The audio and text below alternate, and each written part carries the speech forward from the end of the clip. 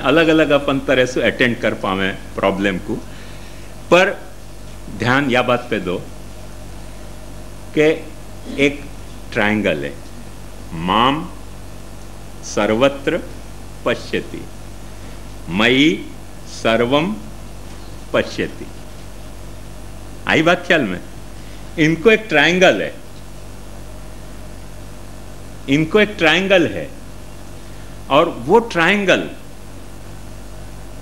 में जैसे सबसे पहले अपन या मुख्य ट्रायंगल को अटेंड करें, मुख्य ट्रायंगल को अटेंड करने के बाद फिर वाके जो पेटा ट्रायंगल कितने हैं, उपत्रिकोण कितने हैं, उनकी बारे में धीरे धीरे अपने में अवेयरनेस आवे, और वो जैसे जैसे अवेयरनेस आती जाए, बढ़ती जाए, ऐसे ऐसे अपन ट्रायंगल वो में एब्जॉर्ब होते चले जाएं। जो विजुअल साइकोलॉजी को जो प्रिंसिपल है वो या ढंग को है कि जैसे जैसे अपन की अटेंशन, जब अवेयरनेस और अटेंशन बढ़ती जाएगी, ऐसे ऐसे अपन वह ट्रायंगल में एब्जॉर्ब होते जाएंगे। पर कभी, जैसे मैंने आपको 2-3 तरह से बताया, ऐसे और भी कई प्रकार यहाँ में प्रकट होंगे। उन सब प्रकारन में एक है या ट्रायंगल में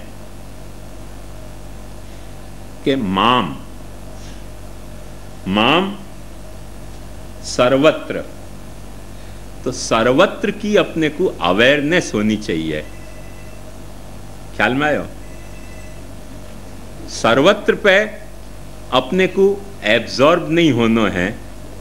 ब्रह्म रूपम जगत ज्ञातव्यम, ब्रह्म जगतोतिरिच्यते इति न तत्र आसक्ति कर्तव्या। सो सर्वत्र ब्रह्म की प्रेजेंस की अपने को अवेयरनेस होनी चाहिए। बात ख्याल में? और अटेंशन वाला फैक्टर कहां जाएगा? पश्यति के साथ। और एब्जॉर्ब काय में हो गए? मई। एक फॉर्मूला ये बन रहा है कि मई में अपन एब्जॉर्ब होंगे, माम में एब्जॉर्ब होंगे। माम सर्वत्र पश्यति, सर्वत्र की अवेयरनेस, पश्यति पे अटेंशन, क्योंकि अटेंड ही नहीं करोगे देखने को तो दिखेगा ही नहीं। सो सर्वत्र पे अवेयरनेस, पश्यति की अटेंशन, और माम पे मैं एब्जॉर्ब होना। वाइसे वर्सा, मई पे अटेंशन, पश्यति में एब्जॉर्प्शन, और सर्वम की अवेयरनेस, वो भी एक फॉर्मूला है। आई समझ में बात कि कठिन लग रही है? हाँ, उल्टो कर दिया ना। ये दोनों तरह से देखोगे तो पता चलेगा कि एक महात्म्य ज्ञान है और एक सुदृढ़ सर्वतोधिक स्नेह है। ये वर्कआउट करोगे ना तो पता चलेगा। यहां थोड़ा अपन इंटरवल करें और वह के बाद अपन आगे को। यहां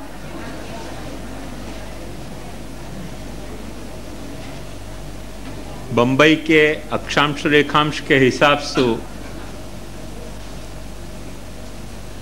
एकादशी 2 हो गई हैं, और अपने यहाँ को सिद्धांत ऐसा है कि जब 2 एकादशी हो जाएं तो उत्सव पहली एकादशी को होवे और व्रत दूसरी एकादशी को होवे। सो 2 एकादशी हो गई हैं, या लिए उत्सव पहली एकादशी में होवे, व्रत दूसरी एकादशी में होवे। जब 2 एकादशी हो जाएं तो, या लिए महाप्रभु जी को उत्सव कल अपन मना रहे हैं, क्योंकि कल पहली एकादशी है और परसों दूसरी व्रत की एकादशी है। सो या लिए हर साल के अपने नियम के अनुसार अपन षोडश ग्रंथ को पाठ करेंगे यहाँ उत्सव के आयोजन के रूप से, बधाई गाएंगे। के बाद ये जो साप्ताहिक कार्यक्रम है प्रवचन को, सर्वोत्तम को, वो 7 बजे से करेंगे। सो 5:30 से 7 तक बधाई और पाठ को कार्यक्रम है उत्सव के रूप से, और वाके बाद ये सर्वोत्तम का आयोजन होगा।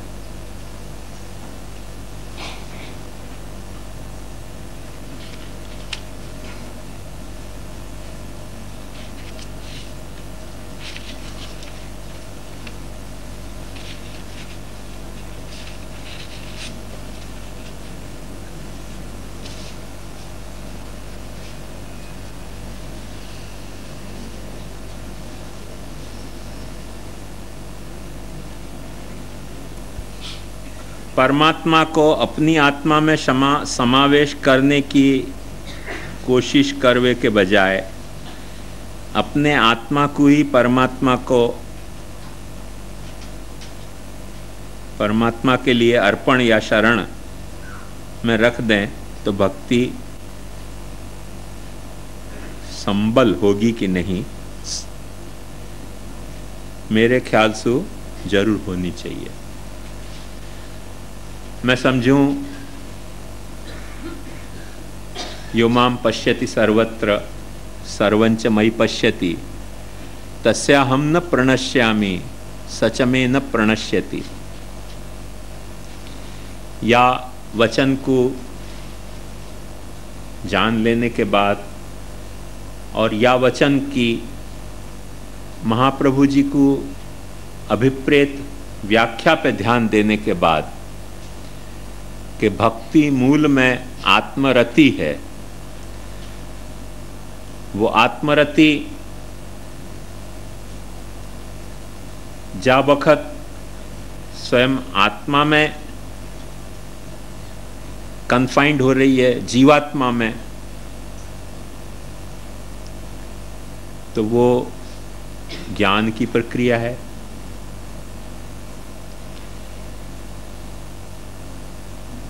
वो जीवात्मा में से बाहर निकल के अंतःकरण, इंद्री, देह और देह से जुड़ी भय जो भी ममतास्पद विषय हैं उनमें जा वक्त कन्फाइंड हो जाए तो वो संस्कृति यानी संसार की प्रक्रिया है। और इन सब में कहीं भी जुड़नी बंद हो जाए तो वो विरक्ति की प्रक्रिया है, और परमात्मा में जुड़ जाए वो आत्मरति, तो वो भक्ति की प्रक्रिया है महाप्रभु जी के अनुसार। आत्मरति को परमात्मा से जुड़नो, आत्मरति बिल्कुल वह तरीके की है जैसी बच्चा की मां को दूध पीने की भूख, और वो दूध जब नहीं मिले तो बच्चा अंगूठा चूसे, खिलौना चूसे, रबड़ की टोंटी चूसे, कई चीजें चूस के वो कोई तरह से वो माँ को दूध पीने की जो वाकी स्ट्रांग अर्ज है वह को टेम्पररी सेटिस्फैक्शन देना चाहे।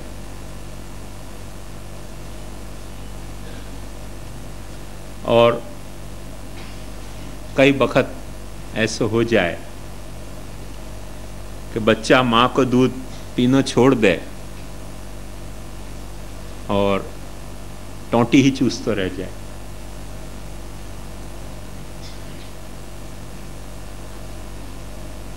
हमारे कजिन थे, उनको अंगूठा चूसने की इतनी आदत थी कि जब हस्त मिलाप हो रहे हो तो तभी भाई हाथ तो छुट्टे कर हस्त मिलाप होना है, आदत हो जाए। वाह वक्त हस्त मिलाप हो रहे हो तो वाह उम्र में अंगूठा चूस के कुछ भी मिलने वाला नहीं, तो पर वो आदत पड़ जाए चूसे की। महाप्रभु जी के हिसाब से ये जितनी भी अपनी विषय की अनुरक्ति है वो वाह तरीके की अंगूठा चूसवे की आदत है, पड़ गई सब पड़ गई। अब भले दूध मिले कि नहीं मिले, पर भाई अंगूठा चूसने से आदमी को कुछ संतोष मिले। जब खाली बैठे हुए, हमारे बड़े जमाई ने हमको बताया कि उदयपुर में कोई वोहरा जी हैं, वो 70 बरस के हैं, पर अभी भी बॉटल में दूध पिए, और अपर बर्थ में सोवें और उनको पोता उनको दूध की बाटली भर के दे, तो दूध की बाटली पिए तब उनको नींद आवे, नहीं तो नींद नहीं आवे। एक दिन हमारे जमाई उनके साथ आते तो उनको हंसी आ गई, तो गुस्सा हो गया कि हंसते क्या हो, बचपन की कोई आदत तुम्हारे में नहीं बाकी रह गई होंगी, हमारे में ये आदत बाकी रह गई है, तो रह जाए आदत बाकी। ऐसे अपने में आदत बाकी रह गई है करके अपन विषय के अंगूठाएं चूस रहे हैं। भूख दरअसल अंगूठा चूसने की नहीं है, भूख तो माँ को दूध पीने की है। अब नहीं मिले तो फिर वो अंगूठा चूस तो बन जाए, आदमी बन जाए सो बनी गई, आदत पड़ी सो तो पड़ गई। तो वो विषय रति, जा विषय रति के संदर्भ में शास्त्र ने कही थी कि या प्रीति रविवेका नाम विषयस्व न पायिनी त्वाम अनुस्मरत सामे हृदयान माप सरपतु। तो वो अंगूठा चूसने की आदत पे कभी अपन फिर काबू पावें, और जो सच्ची हैबिट है वहां में अपन वकू या तो कल्मिनेट करें या कोई रिफॉर्म करें, जो भी कर सकते हो वो।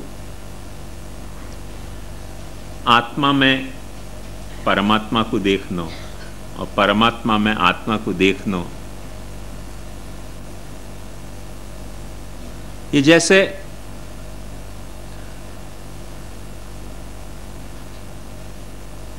कॉलेज में एडमिशन के पहले या मेट्रो के सामने वो सेंटर है जहाँ में बच्चा की IQ टेस्ट करी जाए, इंटेलिजेंस क्वोशेंट। तो IQ भी होनी चाहिए। अब बहुत सालन तक लोगन को, साइकोलॉजिस्टन को ये धारणा रही कि IQ टेस्ट करना बस सफिशिएंट है। लेटली इन 6-7 साल में अब साइकोलॉजिस्टन को ध्यान आयो कि सफिशिएंट टेस्ट नहीं है, IQ के साथ EQ भी टेस्ट करनी चाहिए। इमोशनल क्वोशेंट क्या है वो भी चेक करने चाहिए, क्योंकि जाके इमोशनल क्वोशेंट चेक नहीं किए जाए हैं वो भी बिहेवियर अपना हेल्दी नहीं प्रकट कर सके है। तो जैसे इंटेलिजेंस क्वोशेंट IQ को चेक हुए है, ऐसे इमोशनल क्वोशेंट को भी EQ को चेक भी हुए है। कुछ साल बाद आएगो कि PQ भी चेक करनी चाहिए कि प्रैक्टिकल अपन को क्वोशेंट क्या है।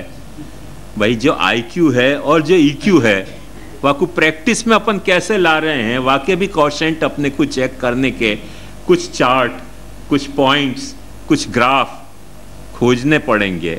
वाकई बिना अप्रोच अपनो होलिस्टिक अप्रोच नहीं होएगा। मनुष्य के विकास के ये तीनों ही पहलू हैं, IQ, EQ और PQ। ये PQ तो ऐसे ही मैं गढ़ रहा हूँ, कुछ और साइंटिस्ट को जो शब्द गढ़ना है, बिहेवियर क्वोशेंट कह दो तो BQ हो जाएगा, और ऐसे एक्शन क्वोशेंट को तो AQ हो जाएगा। जो शब्द गढ़ना है, सवाल PQ या BQ या AQ को नहीं है, सवाल ये है कि कुछ न कुछ अपने क्रिया को रूप भी करना पड़ेगा। तो ये योमाम पश्यति सर्वत्र और सर्वंच मयि पश्यति, तो सर्वंच मयि पश्यति अपने पुष्टि मार्ग की EQ है, और योमाम पश्यति सर्वत्र जो है वो अपने पुष्टि मार्ग की IQ है। और तत्सिद्ध्यै तनुवित्तजा और बीजदाढ़ प्रकारस्तु ग्रहे स्थित्वा स्वधर्मत और भार्यादिरनुकूलश्चेत कारेत भगवत क्रियाम, ये अपने पुष्टि मार्ग की PQ है। अपने यहाँ सेंटर नहीं है, बाकी ऐसे सेंटर होएं और वहाँ में अपन चेक करावें कि भाई IQ बराबर है, EQ बराबर है, PQ बराबर है तो ब्रह्म संबंध दो, और नहीं तो जैसे कॉलेज में एडमिशन नहीं मिले IQ चेकिंग के बिना, EQ चेकिंग के बिना, अभी आजकल है नहीं व्यवस्थाएं या तरीके, पर समाज में या तरीके की व्यवस्था होनी चाहिए कि शादी करने के पहले दोनों की ईक्यू चेक करनी चाहिए। भाई ले तरी दे तरी फिर झगड़ा या के बजाय पहले ईक्यू क्यों नहीं चेक करवा लो दोनों अपनी।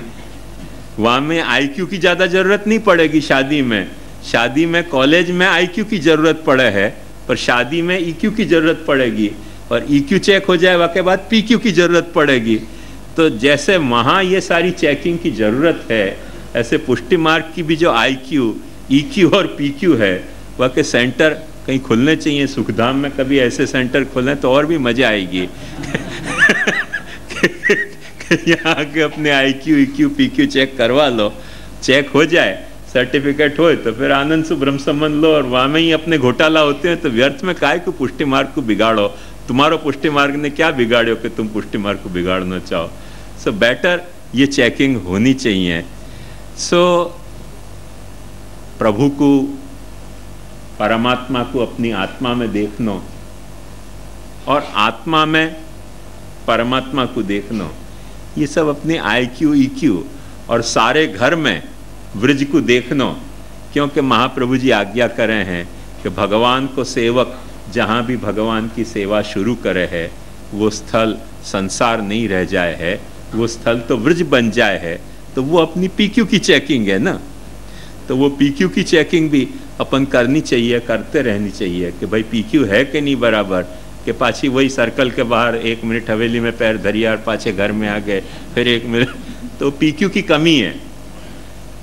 पीक्यू में कुछ लफड़ा हो गया करके सर्कल से भीतर बाहर अपन पैर धर रहे हैं, तो ये सारी चेकिंग आज की तारीख में ज़रूरत है।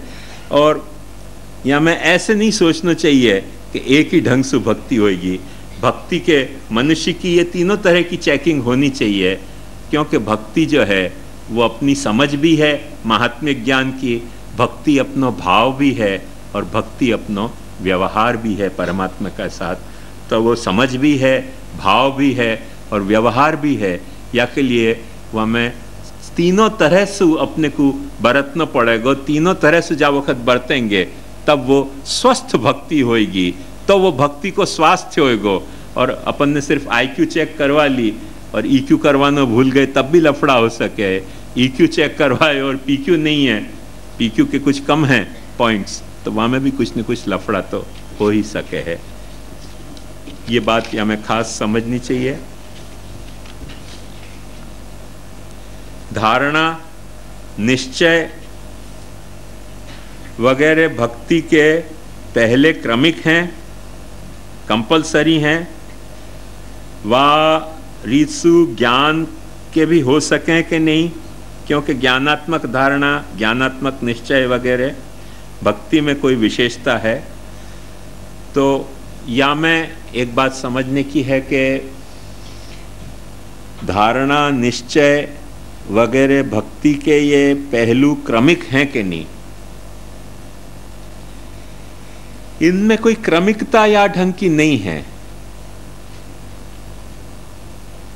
क्रमिकता तो जो यहाँ में मैंने बताई वो सिर्फ या लिए बताई कि क्रम सु समझने सु बात समझ में आ जाए। ये जो क्रमिकता है वो आर्बिट्ररी क्रमिकता है। यदि अपने को समझना हो तो अपन यूँ समझ सकें कि जैसे ABCDEFG में भी क्रमिकता है,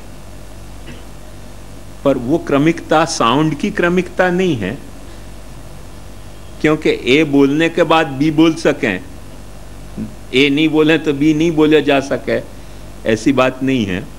और बी बोलने के बाद ही सी बोले जा सके, या को फोनिम कहें अंग्रेजी में, तो फोनेटिकल क्रमिकता नहीं है वाकई, पर एक सुविधा के लिए कहीं से तो स्टार्ट करना है, कहीं से स्टार्ट करना है करके कोई एक ऑर्डर। एक्चुअली तो ABCD तो अंग्रेजी में ग्रीक से आई है, alpha beta gamma delta epsilon zeta सु, तो वो अल्फा को ए हो गयो, बीटा को बी हो गयो, वो क्रमिकता वहाँ से आई है। मगर वहाँ भी जो यह क्रमिकता आती वो फोनेटिक क्रमिकता नहीं होती, पर सिंबॉलिक क्रमिकता आती अपने व्यवहार की सुविधा के लिए। अपने यहाँ के जो अल्फ़ाबेट्स हैं उनमें फोनेटिक क्रमिकता है, जैसे क ख ग घ ङ च छ ज झ ञ ट ठ ड ढ ण त थ द ध न प फ ब भ म, इनमें फोनेटिक क्रमिकता है। पर अंग्रेजी के जो अल्फ़ाबेट्स हैं उनमें फोनेटिक क्रमिकता नहीं होके सिंबॉलिक क्रमिकता है, ये व्यवहार की सुविधा खड़ी करने के लिए। पर क्रमिकता है, पर वो आर्बिट्ररी क्रमिकता है, वाकई कैरेक्टर के साथ जुड़ी हुई क्रमिकता नहीं है। ऐसे या में जो मैंने क्रमिकता पैदा करी है वो आर्बिट्ररी क्रमिकता पैदा करी है, वाकई एसेंशियल कैरेक्टर से जुड़ी हुई क्रमिकता नहीं है। दूसरी बात कंपलसरी, तो कंपलसरी माने क्रमिक क्रम कंपलसरी या इन सब में कंपलसरी, आप क्या पूछना चाह रहे हो? नहीं, क्रम कंपलसरी नहीं है, क्रम कंपलसरी नहीं है। ये तो जब क्रमिकता ही कंपलसरी नहीं है तो क्रम कहाँ से कंपलसरी होएगा? ज्ञान को हो सके कि नहीं हो सके, डेफिनेटली हो सके। ज्ञानात्मक धारणा, ज्ञानात्मक निश्चय डेफिनेटली हो सके, ये विषय तो अपन ने देख लियो। भक्ति में विशेषता, वंस अगेन मैं महाप्रभु जी की बात दोहराना चाहूंगा कि सभी मार्ग सच्चे हैं, जाकू जो मार्ग अच्छो लगे वाके लिए वो मार्ग अच्छो है। पर मोसू पूछो तो भक्ति सबसे अच्छी है, क्योंकि वो होलिस्टिक अप्रोच है। अब कोई को होलिस्टिक अप्रोच ही नहीं पसंद आता होए, पार्शियल अप्रोच ही पसंद आता होए। अपन देखो, तकलीफ या बात की समझने को प्रयास करो, अपनो होलिस्टिक अप्रोच है या के लिए पार्शियल अप्रोच गलत है, ये सोचना भी नॉन होलिस्टिक अप्रोच है।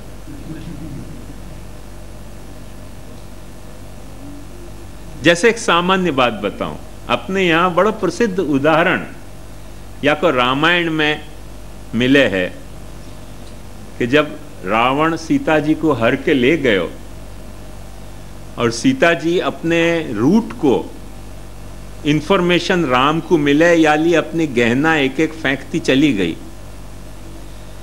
और वो सारे गहना बंदरन ने इकट्ठे किए। जब लक्ष्मण जी के सामने आए तो लक्ष्मण जी सिर्फ चरण को पायल ही पहचान पाए, दूसरे कोई गहना पहचान नहीं पाए। अब फ्राइडियन साइकोलॉजी के हिसाब से उनमें कोई सप्रेशन होएगा, फ्रस्ट्रेशन होएगा।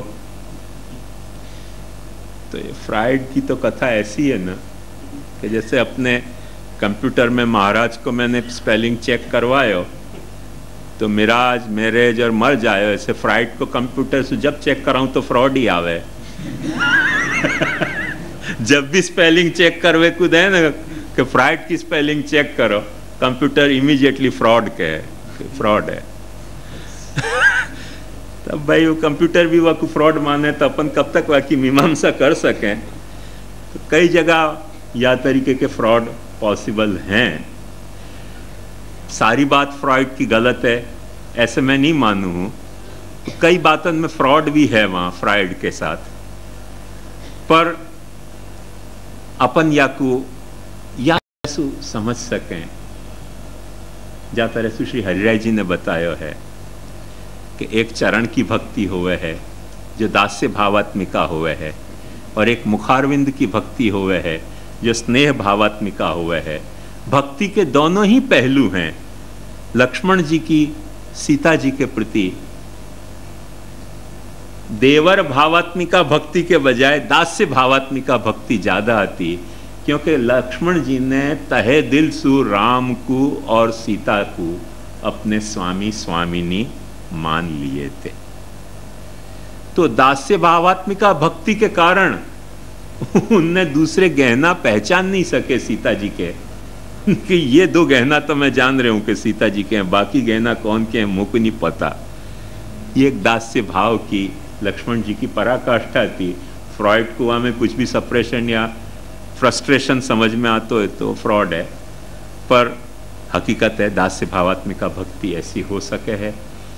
ऐसे ही सख्य भावात्मिका भक्ति भी हो सके है कि सखा अंश पर वाम बाहु दिए या छवि पल बिन मोल बिकाऊं, सुंदर मुख की बलि बलि जाऊं। तो कोई सख्य भावात्मिका भक्ति है, कहीं मुखारविंद की भक्ति है, कई तरह से भक्ति हो सके है। और वाह मैं सु कोई भी एक भक्ति पे, कोई भी एक तरह की भक्ति को भक्ति तरीके इनकार न, वो महाप्रभु जी को भक्ति को अखंड सागर को स्वभाव नहीं है। सब तरह की भक्ति को स्वीकार न, ये होलिस्टिक अप्रोच ही या बात को जस्टिफाई करे कि कोई यदि पार्शियल भक्ति कर रहे हो तो पार्शियल भी भक्ति तो भक्ति है, पर वो पार्शियल भक्ति में यदि वो भक्ति को कन्फाइन करना चाहे तो वाकू कहना चाहिए कि भक्ति यहाँ कन्फाइन नहीं हो सके है। क्योंकि तुम यदि चरण की भक्ति कर रहे हो, वाके लिए चरण भक्ति ही सच्ची और मुख की भक्ति खोटी, ये भक्ति की बात गलत है। मैं एक वक्त बम्बई जा रहे हो तो टैक्सी में, तो एक टैक्सी ड्राइवर मुझको मिलो, वो क्रिश्चियन है तो, और समझा रहे हो तो मुझको क्रिश्चियनिटी को क्या है कैसे है। मजा आवे ऐसे लोगों से, सामान्य व्यक्ति से बात करके उनके क्या ख्याल आते हैं समझने में। तो मैं हाँ मिला तो चले गयो। अब वो हाँ में हाँ मिला तो चले गयो, वाको दुष्प्रभाव वापे ऐसे पड़े कि एक जगह पे आके वाने मुझको ये कह दी, गाड़ी तो चली रही थी, चलती गाड़ी, चलती का नाम गाड़ी, तो एक जगह पे पहुंच के वाने मुझको कह दी कि देखो हमारी बाइबल में इतनी सामर्थ्य है कि उसको आग लगाओगे तो जलेगी नहीं, और तुम्हारी गीता वीता में कुछ भी आग लगाओ तो जल जाएगी। This is too much. मैं बाइबल के कोई क्रिश्चियन गुणगान करे वाकू सुनने के लिए मेरे कान बहुत अच्छे तरह से तैयार रहे, पर गीता की या तरह से निंदा करे वाकू सुनने के लिए मेरे कान तैयार कभी भी नहीं है।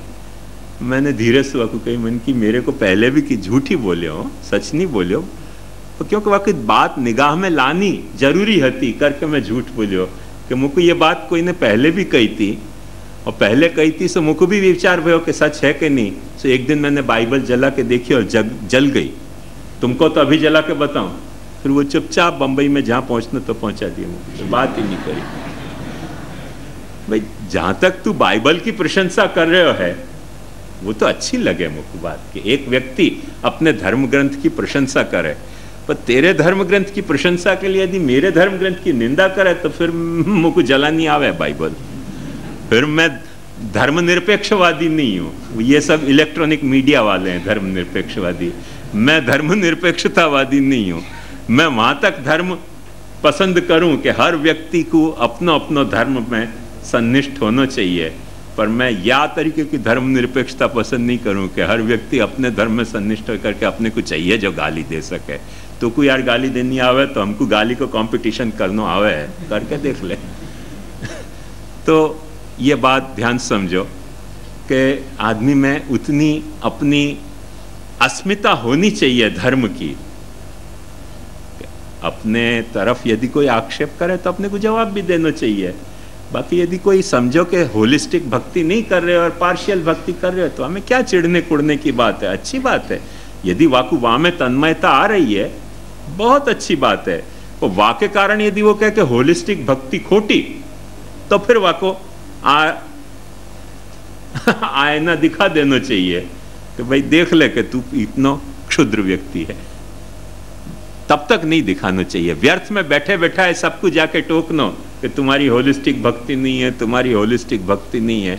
ये अप्रोच ही बेसिकली नॉन होलिस्टिक अप्रोच है मेरे हिसाब से। ये रहस्य को अपने को समझना चाहिए। भक्ति की कुछ विशेषताएं हैं। वो विशेषता यही है कि वो पाठ को भी सहन कर सके है। महाप्रभु जी के अभेद की यही विशेषता है कि वो भेद सहिष्णु है। महाप्रभु जी के कृष्ण भक्ति की यही विशेषता है कि वो सारे इतर देवन को दैवत्व को स्वीकार कर सके है।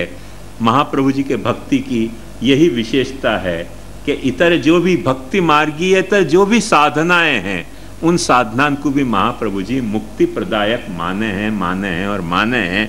माने महाप्रभु जी को वैष्णव मत ऐसा नहीं है कि शिव जो हैं वो मुक्ति प्रदायक नहीं होए। महाप्रभु जी को वैष्णव मत कृष्ण भक्ति ऐसी नहीं है कि आदमी को जब भी मुक्ति चाहती होए तो कृष्ण को ही मोहताज होना पड़े। माने योग और सांख्य की साधना से कृष्ण के मोहताज बने बिना भी आदमी मुक्त होना चाहे तो हो सके है। ये महाप्रभु जी की कृष्ण भक्ति को स्वरूप है और वो अपने को समझना चाहिए। ये भक्ति की विशेषता है, होलिस्टिक अप्रोच की। इफ एट ऑल कोई विशेषता है तो, पर वह विशेषता को दुरुपयोग कभी नहीं होना चाहिए। दूसरी बात,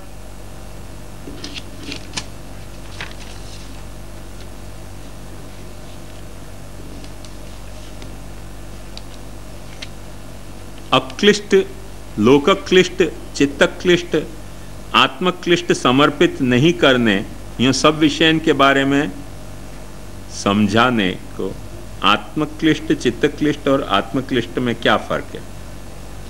मैं पहले थोड़ा सा आपको ये बता दूं कि लोकक्लिष्ट को मतलब है कि अपने को अच्छा लग रहा है, पर अपने को जो भी चीज अच्छी लगे वो अपन पजेस करना चाहेंगे, तो वह पजेस करने में दुनिया अपने को गाली देगी। माने दुनिया के जो नॉर्म्स हैं, वो चाहे लीगल हों, चाहे मॉरल हों, चाहे रिलीजियस हों, वह नॉर्म्स के हिसाब से वो ठीक बात नहीं है। अपने को तो अच्छी लग रही है, तो वो धार्मिक, नैतिक या कानूनी जो मानदंड हैं, मापदंड हैं, उनके आधार पर जो ठीक नहीं बैठती हो बात, तो वो बात अपने को, क्योंकि सिर्फ अपने को पसंद है, या लिए वाकू ठाकुर जी को समर्पित करनी, वाकी मना करें महाप्रभु जी। क्योंकि वाह तरह से करने पे तकलीफ क्या होगी, वाको स्पष्ट उदाहरण लाड़बाई धारबाई की वार्ता में प्रकट भयो कि उनने, वो क्षत्रियाणी हती, उनके पति सिरोही को राजा हतो, वाने ना पाड़ी कि तुम कृष्ण भक्ति मत करो, उनने कही हम करेंगी।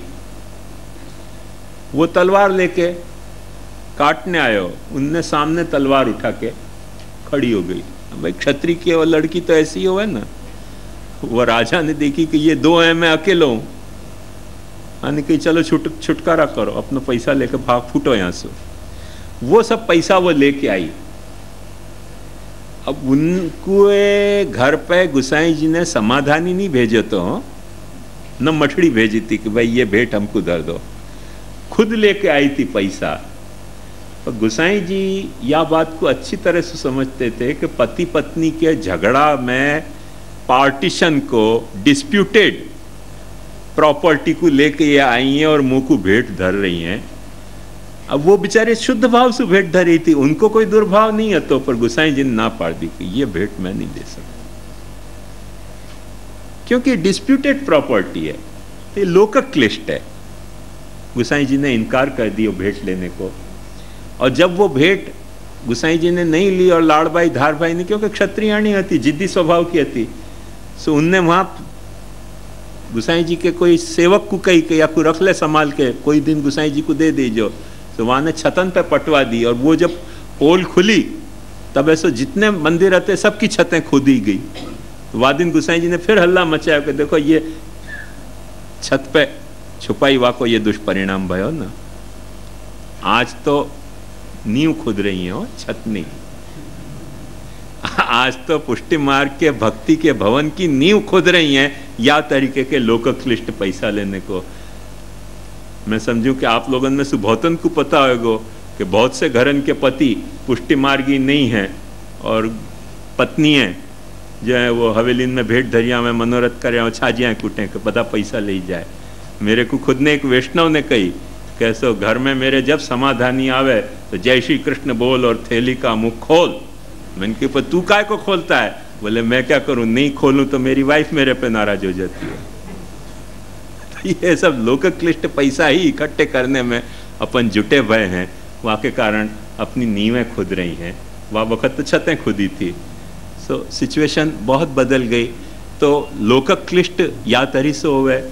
चित्तक्लिष्ट को मतलब क्या कि इलीगल नहीं है, इमोरल नहीं है, अधर्मसु नहीं है, पर व्यर्थ में वाह बात को मोह रखने सु चित्त में आनंद के बजाय क्लेश बढ़ जाए। वाको उदाहरण, अब जैसे मैं यूं कहूं कि मुकु तो मेरे ठाकुर जी को उत्तमोत्तम वस्तु धरानी है, अब कोहिनूर हीरा धरानो है मेरे ठाकुर जी। कोहिनूर हीरा यार तेरे को मिलेगा कहां से? बोले कोहिनूर हीरा मैं लूटवे के लिए बैंक वहां जाऊंगा, वहां जो बैंक में रखे हुए रानी को मुकुट, रानी को मुकुट बैंक में से लूट के लाऊंगा या कोई करे, वो व्यर्थ में ऐसा उपद्रव सेवा में सोचने को कि जाकू धराने में ही अपने को चित्त में क्लेश हो जाए, वो ठाकुर जी को वाह तरीके के कोहिनूर हीरा की गरज नहीं है। माने गुंजा माला धरा के ठाकुर जी को प्रसन्न रखे जा सके, कोई हीरा मोती कंपलसरी नहीं है कि अपन भिखारी वेड़ा कर करके ठाकुर जी को श्रृंगार धरावें। अब भीख मांग के यदि ठाकुर जी को श्रृंगार धराया तो श्रृंगार का धराया, ठाकुर जी को नंगे कर दिए तुमने। भीख मांग के जब वक्त तुमने ठाकुर जी के श्रृंगार बनाए और धराए तो ठाकुर जी को सजायो नहीं, तुमने ठाकुर जी को नंगो कर दियो है। तो वो चित्त क्लेश की बात है। आत्मक क्लेश में महाप्रभु जी को, क्योंकि वो आत्मरति को भाव प्रबल है, या लिए आत्म शब्द से महाप्रभु जी ठाकुर जी को रिफर कर रहे हैं कि स्वयं ठाकुर जी को क्लेश। अब ये बड़ा रिमार्केबल, बहुत मीठी बात है जो महाप्रभु जी को स्फुर सके, सबको नहीं स्फुर सके। ठाकुर जी को कैसे क्लेश? ठाकुर जी को काय को क्लेश? जो आनंद रूप है वह को क्लेश क्या? पर महाप्रभु जी कह रहे हैं कि वह आनंद रूप की सेवा अपन कोई एक निश्चित रूप में कर रहे हैं। वो ब्रह्म है, यह हकीकत है। वो परमात्मा है, यह हकीकत है। वो भगवान है, यह हकीकत है। वो कृष्ण है, यह हकीकत है। पर वो सारे रूप हकीकत है, सेवा में अपन वाकई सिर्फ थोड़ा सा पोर्शन, एक किनारा सिलेक्ट कर रहे हैं, और वो किनारा है कि वो कृष्ण जितने दिन ब्रज में विराजे, सेवा में हो, स्वरूप में नहीं। एक कई बेवकूफ हैं समझे कि पुष्टि मार्ग में सिर्फ ब्रज के ही कृष्ण मान्य है, दूसरे कृष्ण मान्य नहीं है। 11 बरस के बेवकूफ हैं, समझे नहीं कुछ भी, याली ऐसी बकवास करें। कृष्ण संपूर्ण मान्य, कृष्ण कृष्ण की संपूर्ण कृष्णता में मान्य है, भगवत्ता में मान्य है, परमात्मता में मान्य है और ब्रह्मता में मान्य है। करके बात ध्यान से समझो कि अपन कृष्ण संबंध नहीं करें, ब्रह्म संबंध करें।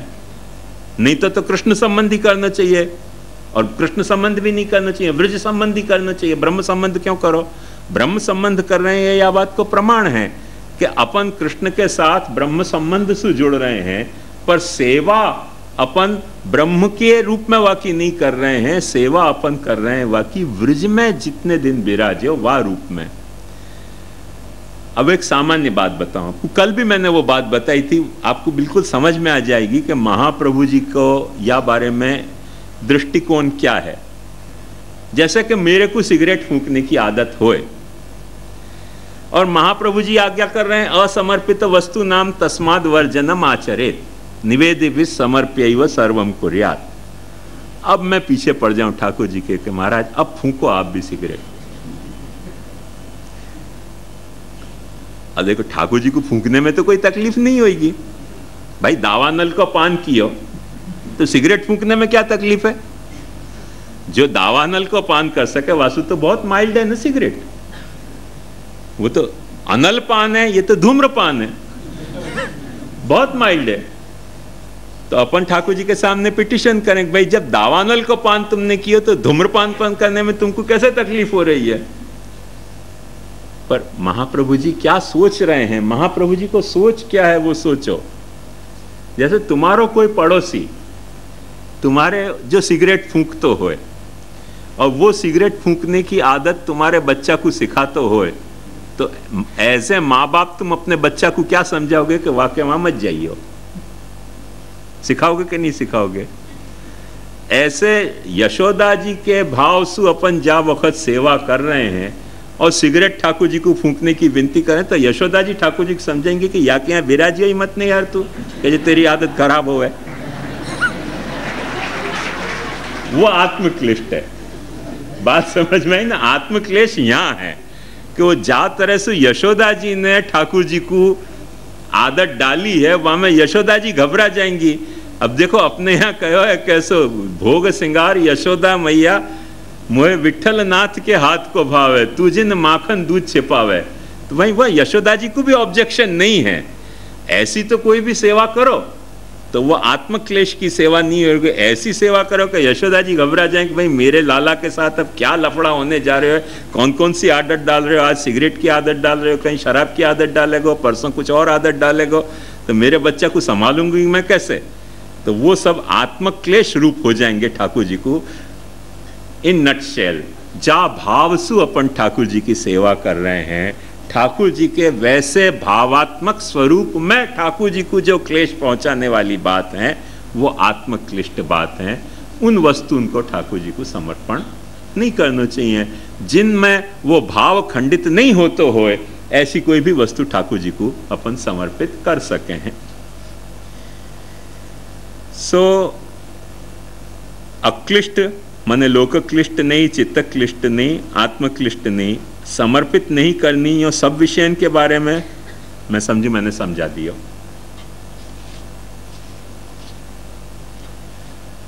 बुद्धि सु परे आत्मा है तो फिर आत्मा और परमात्मा भी बुद्धि सु परे आत्मा है तो फिर आत्मा और परमात्मा भी, परमात्मा की अवेयरनेस कैसे संभव है। ये ऐसे संभव है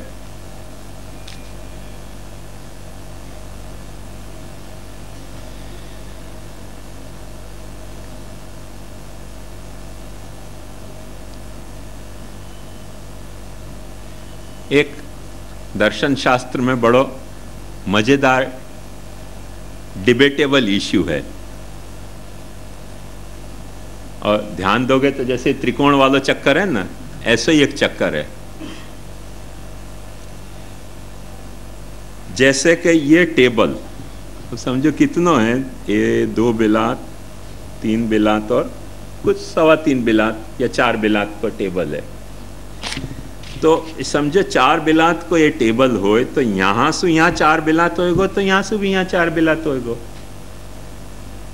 ऐसे तो नहीं हो सके कि यहां से यहाँ तो 4 बिलात और वहां से यहाँ 8 बिलात। समझ में आने वाली बात है? नहीं आने वाली बात है ना। ये एक सिद्धांत जब समझ में आयो तब दार्शनिक ने हल्ला मचायो कि अपन संख्या को अनंत क्या है, तो 1 से स्टार्ट होके संख्या अनंत है तो यहां से वहां अनंत है और वहां से तो 1 पे खत्म हो रही है, तो अनंत कैसे है? तकलीफ समझ में आई? यहां से 1 से शुरू करी संख्या अनंत है और वहां से यहां करी तो 1 पे खत्म हो जा रही है संख्या, तो अनंत कैसे है? प्रॉब्लम समझ में आई? सटल इश्यू है। तो उन्होंने कि ये संख्या अनंत है, ये भ्रम है। कुछ दार्शनिक ने कही, कुछ दार्शनिक ने कही नहीं कुछ लफड़ा है, अपन अनंत क्या है समझ ही नहीं पा रहे हैं। तो समझ नहीं पा रहे हैं तो फिर अनंत बोल कैसे रहे? बहुत अभी तक भी या बारे में कुछ विवाद चल रहे हैं, पर टेंटेटिव या को सॉल्यूशन या तरह से सोचे गए हो कि अनंतता को मतलब ये है कि जहां तक अपन काउंट कर सकते हो वहां तक काउंट कर लें और फिर जहां से अपन लौट के आते हो वहां से को अनंत मान लें। तो आदमी जैसे बच्चा जो है वो 100 तक गिनना जाने तो बच्चा के लिए 100 के बाद अनंत है। थोड़ा और बड़ा हो जाए तो 10,000 या लाख या करोड़ 10 करोड़ गिनना जाने तो 10 करोड़ के बाद अनंत है। अब जैसे आजकल के साइंटिस्ट जो हैं वो बिलियन ट्रिलियन और ना जाने कहाँ तक गिनना जाने तो वहाँ के बाद अनंत है। जहां से आपको गिनना नहीं आ रहे हो है वहाँ के बाद अनंत है। ऐसे बुद्धि अपन जैसे समुद्र के किनारा पे खड़े होके समुद्र को या छोर देख पा रहे हैं वो छोर अपने को नहीं दिख रहे हो है, ऐसे बुद्धि से जो परे है वाको भी ये छोर अपने को दिख रहे हो है, वो छोर नहीं दिख रहे हो है। या अर्थ में बुद्धि से परे है, या अर्थ में बुद्धि से परे नहीं है कि ये किनारा अपने को नहीं दिख रहे हो, ये किनारा तो दिख रहे हो है। पर वहाँ को दूसरो किनारा नहीं दिख रहे है, या अर्थ में बुद्धि सु परे है। यूँ श्री महाप्रभु जी समझाएं कि जो परे को मतलब है वो इयत्ता को अनवधारण परे होनो है। इयत्ता को अनवधारण परे होनो एक अलग कथा है, और स्वरूप को अनवधारण, जैसे अपन यहाँ जूह के किनारा पे खड़े हो जाएं तो अपने को वहाँ को दूसरो छोर नहीं दिख रहे है, अरेबियन सी को, अरेबियन सी को दूसरो छोर नहीं दिख रहे हो, पर ये छोर तो अपने को दिख रहा है ना। और या छोर पे अरेबियन सी को जो भी कैरेक्टर है वो अपन समझ सके हैं, बाकी वो बुद्धि से परे है। ये छोर पे अपन वाकू बुद्धि से ग्राह्य बना के दूसरो छोर अपन बुद्धि सु नहीं परे मान लो तो दृष्टि सु परे मान लो। माने जूहू के किनारा पे खड़े होके या अरेबियन सी को जो दूसरो किनारा है जो अफ्रीका से टकरा रहे है वो अपने को दृष्टि सु दिख नहीं सके, तो दृष्टि सु परे है। पर वो दृष्टि सु परे है या का मतलब ये नहीं कि अरेबियन सी खुद दृष्टि सु परे है, अरेबियन सी को ये किनारा तो दृष्टि सु ग्राह्य है। ऐसे ही आत्मा जो है वो अपने अहंकार के किनारा पे अपने बुद्धि सु ग्राह्य है, पर बुद्धि सु वाकू पूरो मापने जाएंगे तो मपेगी नहीं, चक्कर ये है।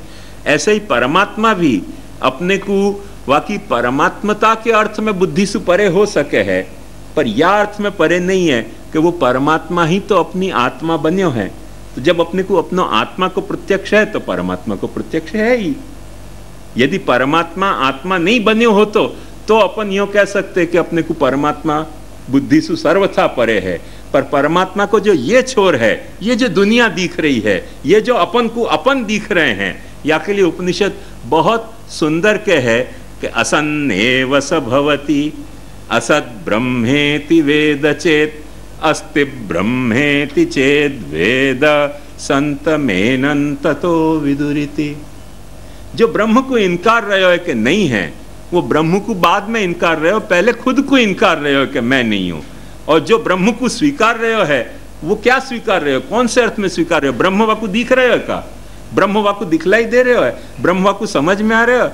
ब्रह्म के अर्थ में ब्रह्म को नहीं स्वीकार पाएगो, क्यों कि वाकु ब्रह्म अनुभूति नहीं हो रहे, पर खुद को तो स्वीकार पा रहे हो ना, वो ब्रह्म की तो स्वीकृति है। जुहू के किनारा पे अरेबियन सी की सी को देख पानो, अरेबियन सी को ही तो देख पानो है, यद्यपि अरेबियन सी को दूसरा किनारा अपने को नहीं दिख रहे हो है। यासु बुद्धि सु परे है वो या अर्थ में कि वाकई इयत्ता बुद्धि से परे है, स्वरूप बुद्धि से परे नहीं है। ये बात मैं समझूं कि या तरह से अपन समझे तो या को खुलासा हो सके। और भी कुछ शंका हो तो आप अवश्य पूछोगे। चैतन्य और माध्व संप्रदाय को भक्ति को लक्षण क्या है, और अपने वहां में कैसे